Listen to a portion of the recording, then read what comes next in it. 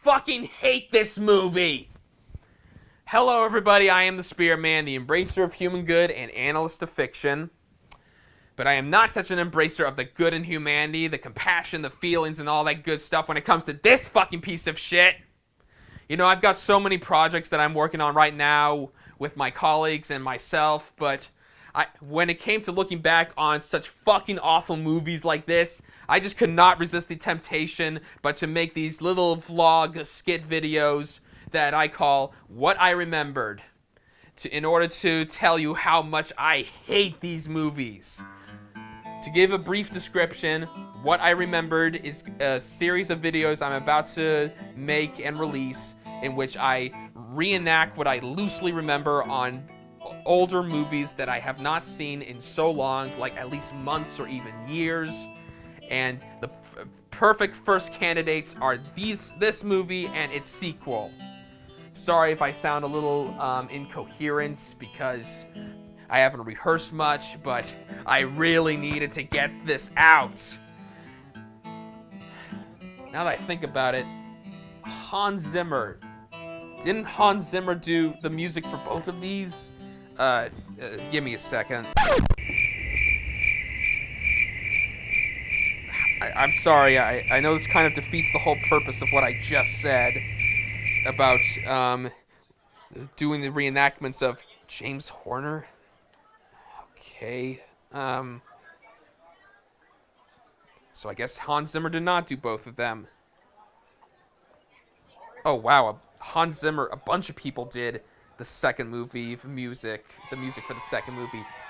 I'm sorry, I know that it defeats the whole point of what I just explained, but I love Hans Zimmer music, and you know, I love the Prince of Egypt music, and the Lion King music, and the Batman movies music, and even the DCEU music, the early ones that he was part of. You know, I just couldn't help myself. I had to know if he did the music for both these movies because there was some music in the second one that I was most fond of. Okay, no more distractions, no more bullshit. And speaking of which, I used to be scared of getting so angry and of just saying the F-bomb and other big bad curse words.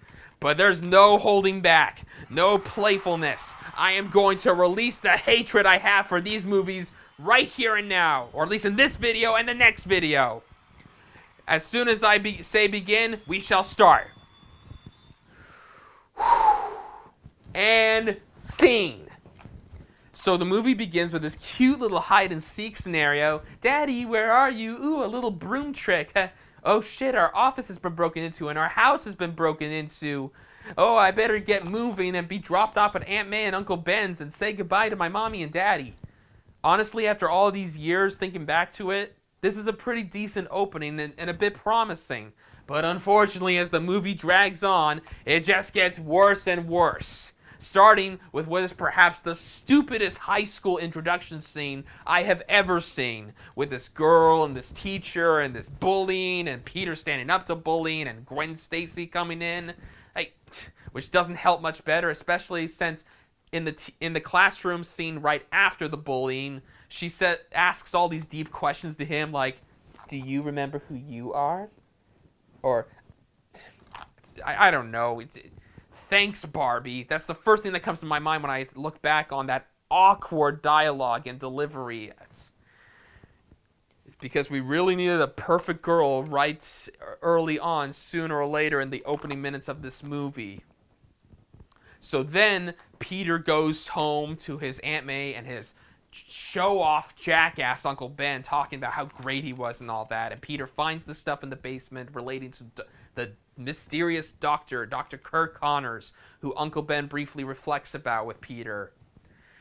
And so Peter goes into Oscorp, where his father used to work at, in order to investigate. And thank God Oscorp has the worst security in the world, because he's posing as this Mexican dude who's supposed to be part of a tour group, I think. And that same Mexican dude is being escorted out forcefully by security. Like, don't these idiots have photo ID or something in order to out this little pissant for imposing as him? Well, apparently not. And to make things even better, Gwen Stacy comes in as the head of this tour group, of course, and Peter can't help himself but show off his science skills, and she can't help but show off her science skills instead of outing him out like she should, but she doesn't because I guess she's instantly turned on by him or something. And she even lets him tour around the labs where he finds a bunch of genetically enhanced spiders, and one of them bites him on the neck right as Gwen catches him and kicks him out finally. And it just gets stupider from here, I swear to God.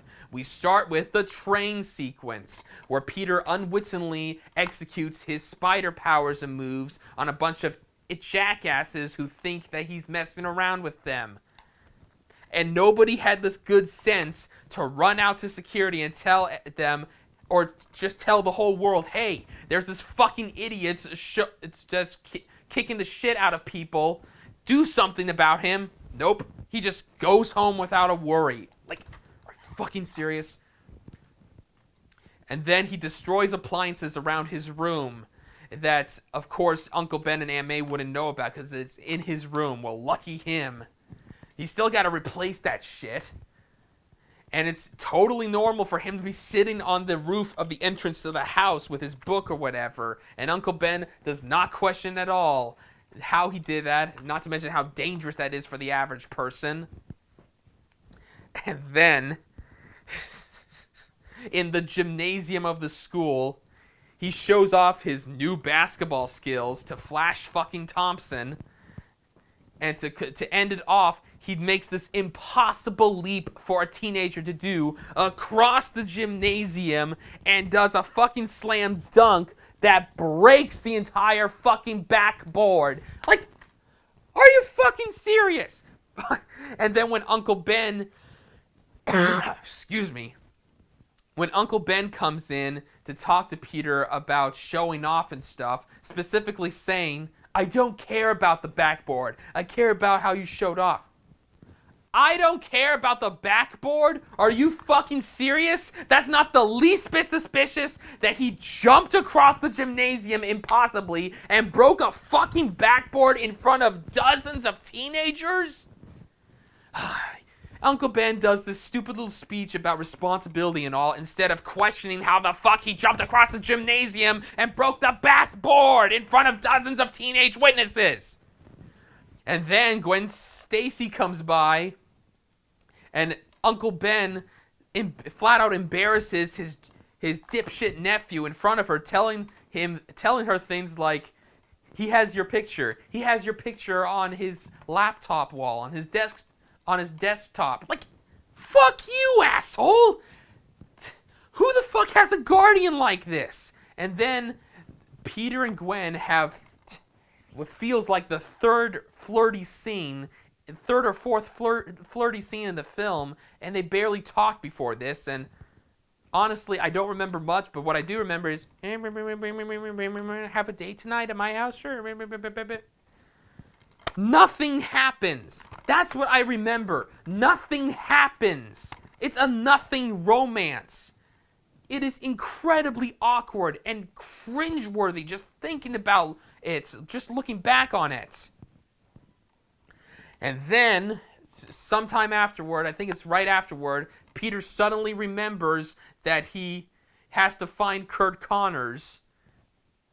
Oh, sorry. Before that, he has to test out his new spider powers further by making web shooters and testing them in a downtown street in New York City, jumping off a building and then testing the web shooters out.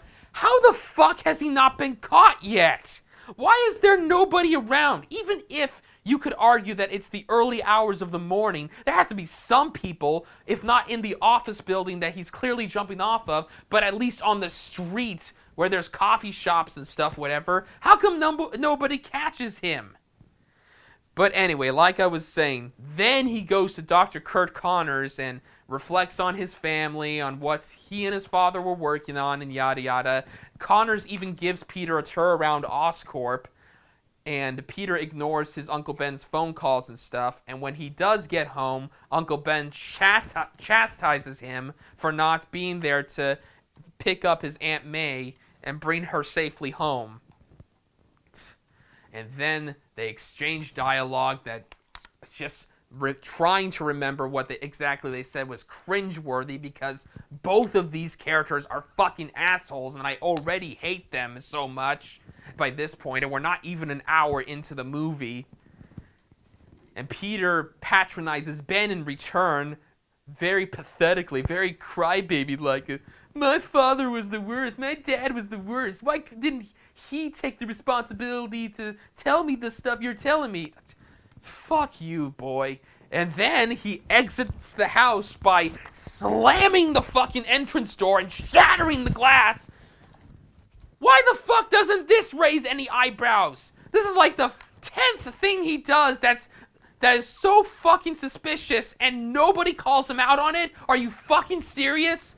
So Ben tries to chase him down and gets himself killed off when he idiotically tries to come to the rescue after this shop gets robbed and so forth. You know what? Good riddance to him. I fucking hated him. How am I supposed to feel sorry for this asshole at this point? And the police sure don't question why there's a fucking broken glass door at the front of the Parker's house. But then Peter's quest for stupidity vengeance begins. And not even the niceness of Flash Thompson or Gwen Slutsy can help him now. Yep, I said it. I said Gwen Slutsy because that's exactly what this character is. Fucking Gwen Slutsy, because every moment she's on screen, she is just pointlessly flirting with fucking Peter Parker. Why is she doing that? Why is there nothing else to her character except flirting with Peter Parker or Spider-Man? Ugh. The quest for vengeance ends when Spider-Man gets his stupid costume, possibly the worst Spider-Man costume ever. But hey, he had to get that costume complete as soon as possible when some random thug guy literally tells him, after throwing him through a roof, I know what you look like. I'm going to report you. I've seen your face. Who the fuck says that? And that was after this other scene where some girlfriend was being harassed by this guy, and Peter tries to save her, but then all these thugs come the fuck out of nowhere to corner him, and she's like, this guy's crazy. Get him. Get this crazy guy. How the fuck does that happen?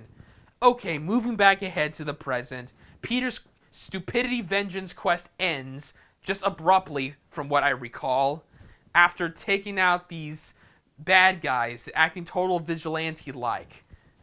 And Captain George Stacy, the father of Gwen Slutsy, is really worried about this. And then we have the date scene, the dinner date scene. Not as bad as other scenes in this whole film, but it's still very bad. And, you know, Peter's acting all defensive for this spider guy who's getting all the bad guys and so forth.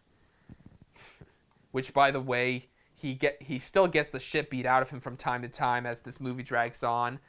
Aunt May sees that he's been beaten up, but she does not catch on that he is Spider-Man, or Spider-Boy, as I like to call him. I'll get to that in a second. After we have this really awkward dinner date scene, Gwen and Peter have this moment on the roof where Peter, after some more incredibly cringeworthy dialogue, Peter just flat out shows her, he webs her, brings her to him, and kisses her on the spot, basically unmasking in front of her on the first date. What superhero unmasks themselves on the first date with the girl they like? And as they're kissing, she's saying, "You're Spider-Man." Oh. She names him Spider-Man? This flat-out atrocious, shameful slut girl names him Spider-Man. No! But don't worry, he's not sticking around any longer because he has to go save the day from the lizard. Oh, jeez. I almost forgot about him. In between these scenes between the tour around Oscorp with Dr. Connors, and up to this point, we see some scenes of Dr. Connors, like, making this regrow limbs serum through lizards, particularly to help himself and others, not just Norman Osborn, who is dying in this movie because this Indian business dude tells him, "Mr. Osborn is dying, Dr. Connors. Save him." And Connors is all like, "People die all the time, including Norman Osborn." But, of course, almost immediately after giving the serum to himself, Dr. Connors becomes the lizard and starts tearing shit up on the bridge. I don't know if it's the George Washington Bridge or Brooklyn Bridge, whatever. The comics didn't care about that sort of thing, so why should I? So Spider-Boy goes to the bridge and just saves all these people, including this boy who he unmasks to. Even if you want to argue that he's just trying to keep the boy calm, that is still incredibly stupid. But whatever, he saves the boy, and the father hugs him, like, literally going, "My son, my son, my son." Who does that? And then then Peter admits on the spot when being asked who he is, "I'm Spider-Man." No, you're not. You are Spider-Boy, a fucking selfish, insensitive, narcissistic piece of shit who does whatever the hell he wants and never ever gets caught for it, and has a completely one-note girlfriend at his side to help him out.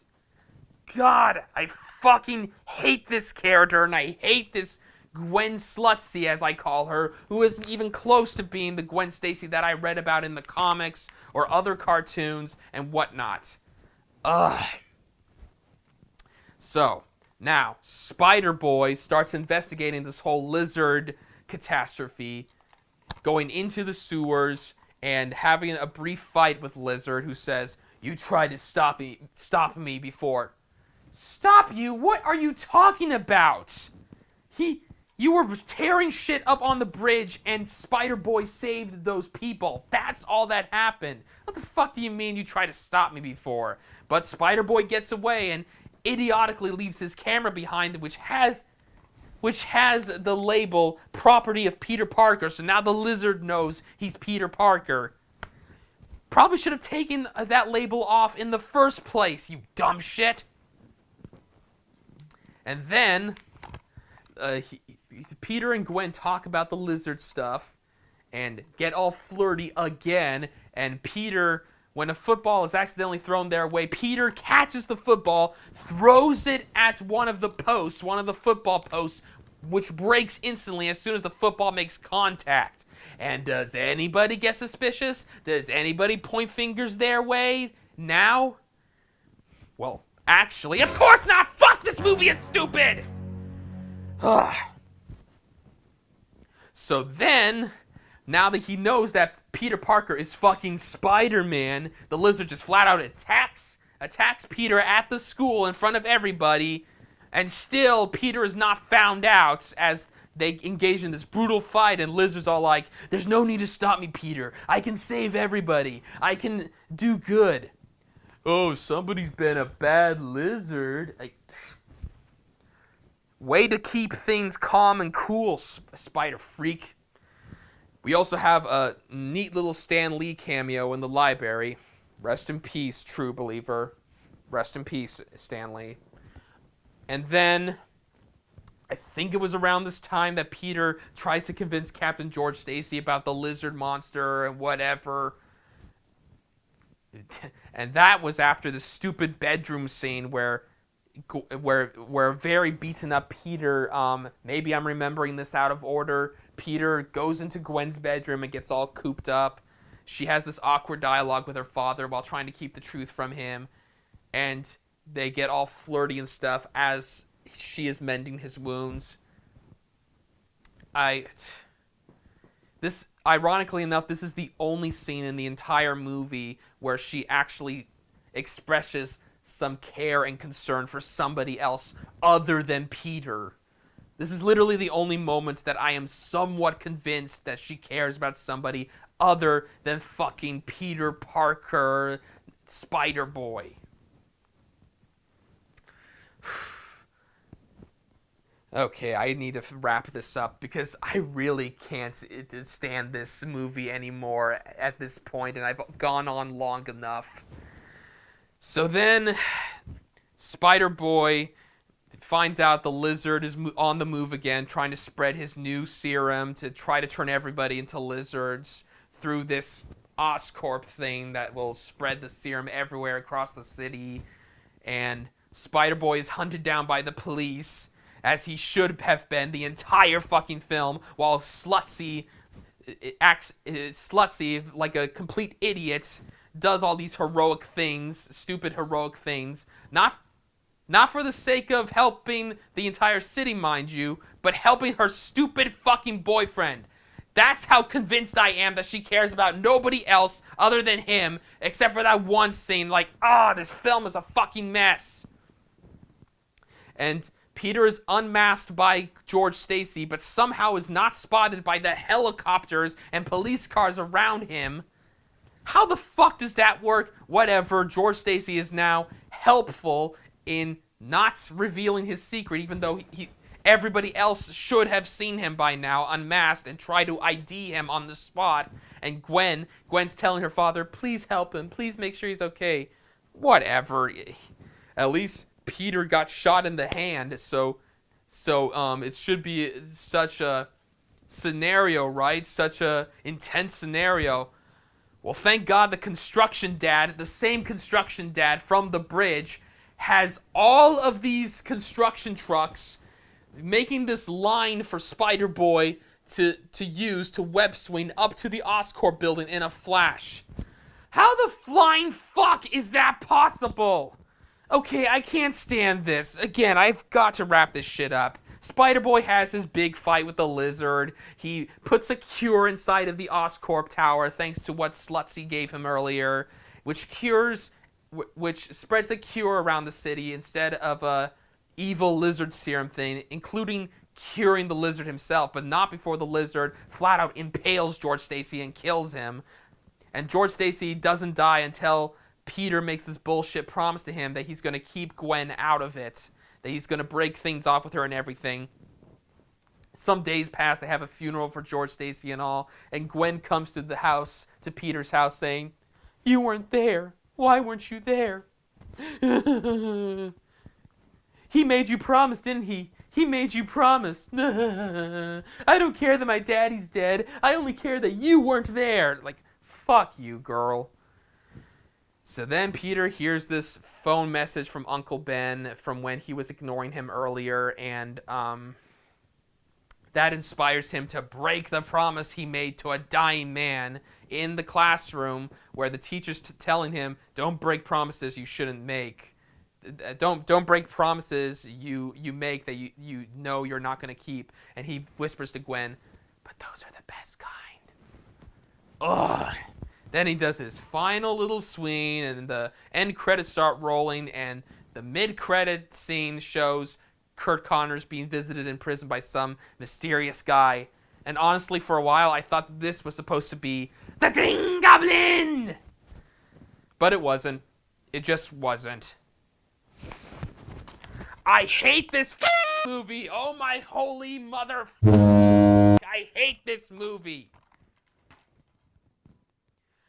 I've hated absolutely everything about this movie. The shitty writing from beginning to end, the appalling characterization, the bullshit symbolism, and the idiotic scenarios that are so hard to stand to this day. Just thinking about it makes me go insane. Oh, but it's not going to stop there. Because tomorrow I'm going to post a video just like this for the just as idiotic sequel that came after this that ironically everybody hated. So, that was The Amazing Spider-Man. Did I remember it right? Is that how it happened? Well, please let me know what you think in the comments below, whether I was accurate enough, whether I was entertaining enough, or whether I was just a flat-out idiot to you myself. Sorry about that. Maybe I should make a review of this. Yeah.